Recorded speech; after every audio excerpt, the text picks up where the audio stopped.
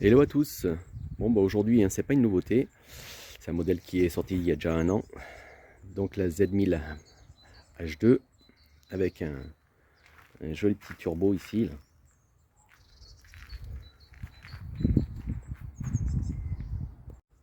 Au premier regard hein, elle fait assez massif, très haute. L'avant, bon ça plaît ou ça plaît pas, moi perso ça me plaît pas du tout. Je trouve ça plutôt laid.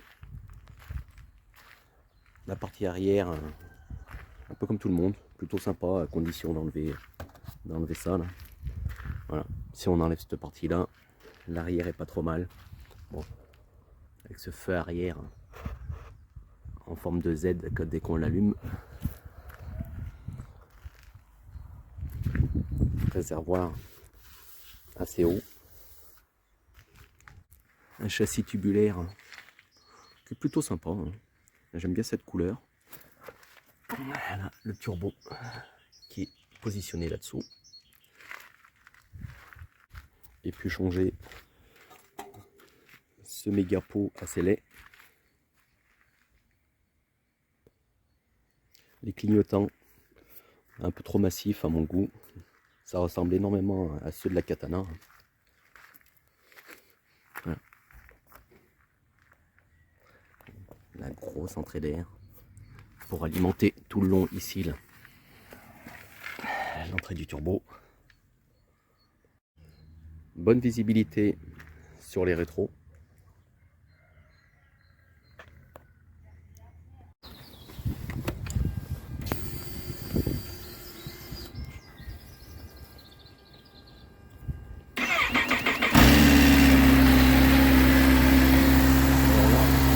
Une ambiance de nuit, 6h du mat, tout au taf.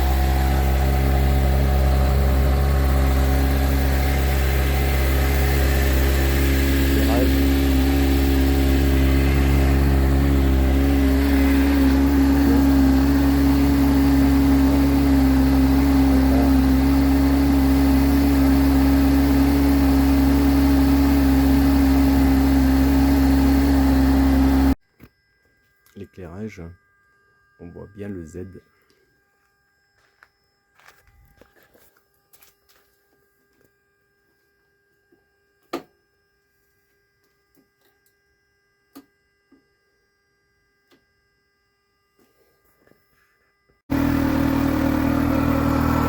La grosse entrée d'air pour l'alimentation du turbo.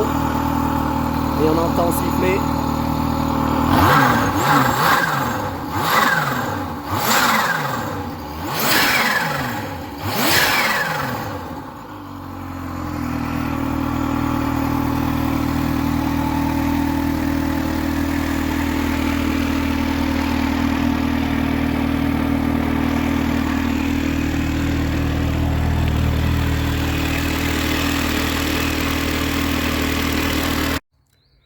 Donc pour l'accès à la selle passager et l'accès au niveau de la selle conducteur pour la batterie, c'est assez pratique chez Kawa.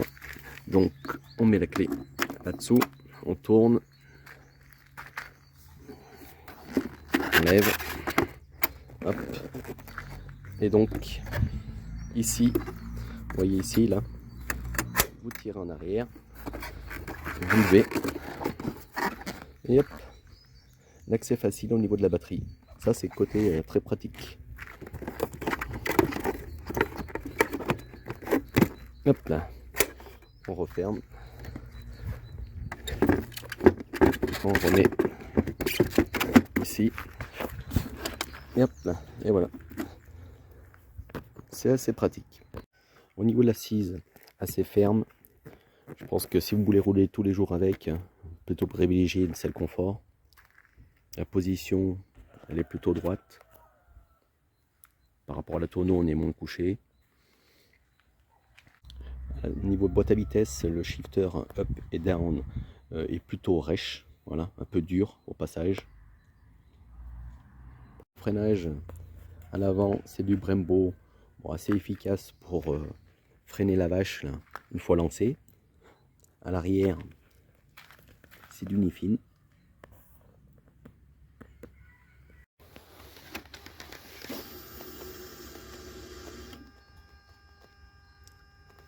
Alors l'écran assez petit mais complet.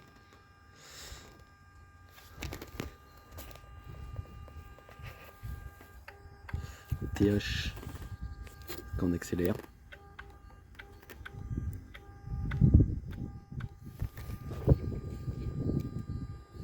Brake, ça c'est quand on freine. Que sur l'avant, l'arrière ça agit pas.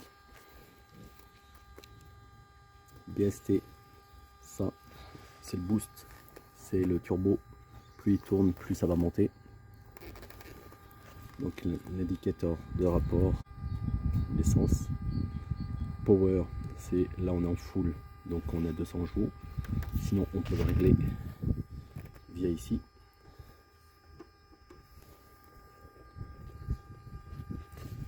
Et ça c'est le traction control. L'un c'est l'angle qu'on donne à l'auto.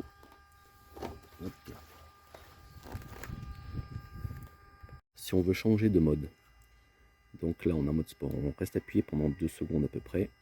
Ici, là on passe en mode road. On redescend encore, on est en rain. On redescend et là on a rider. Donc là c'est le seul mode où on peut après changer les puissances et l'anti-patinage. Donc en appuyant sur le bouton select, on rentre ici dans le mode puissance. Donc power, donc là on resélectionne ici. Voilà, en appuyant là. Et après, une fois qu'on est là, ici, on peut sélectionner l'intermédiaire ou la puissance inférieure. Je crois que c'est 100, 150 et 200 chevaux, si je ne me trompe pas. N'hésitez pas à me reprendre si je dis des conneries. Si on veut changer le KTRC, qui est l'anti-patinage, on revient en arrière, ici, en appuyant sur Reset. On descend, on resélectionne ici sur Select, et là on rentre dans le mode de l'anti-patinage. Donc soit complètement éteint, soit en position 3. Donc il y aura l'anti-patinage qui sera en position assez forte, et puis 2 et 1.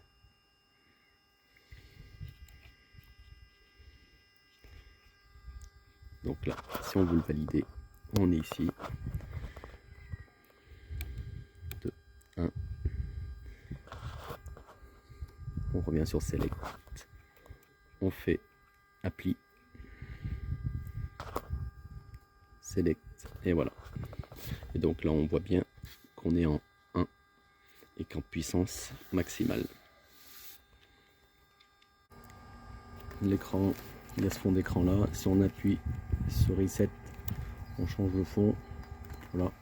Si on préfère celui-là ou celui-là. Puis en appuyant sur Select, on rentre dans le menu. On baisse ici. On rappuie ici. Display. Et là on est en mode type 2. On rentre dessus. On peut le mettre en type 1. On sélectionne. Et après, hop, voilà. Il y a celui-ci un peu moins complet, mais l'écran au niveau des contours plus grand. Voilà. Le régulateur de vitesse. On appuie une fois. On voit il est indiqué là et là. Puis après, dès qu'on roule, on appuie là. Et si on veut le désactiver, on tire la poignée comme ça. Bon, bah alors pour mon ressenti, est-ce que je mettrais 18 000 sur une moto, tout ça parce qu'il y a un turbo, alors que il n'y a pas d'amortisseur piloté, ni à l'avant, ni à l'arrière. Pas d'amortisseur de direction. Un look assez bizarre. Une moto lourde. Alors, je pense qu'il y a des concurrents qui sont au même prix et bien mieux équipés que ça. Bon, ça c'est mon ressenti. Après, vous pouvez éventuellement émettre les vôtres. Je me ferai un plaisir de discuter avec vous de cela. N'hésitez pas à poser des questions si vous le souhaitez hein, sur cet essai ou les différents essais que j'ai pu faire, sur mon ressenti par rapport à ma bécane, la Tuono V4 Factory. Et puis, vous pouvez liker cette vidéo ainsi que vous abonner à ma page. Et puis à bientôt.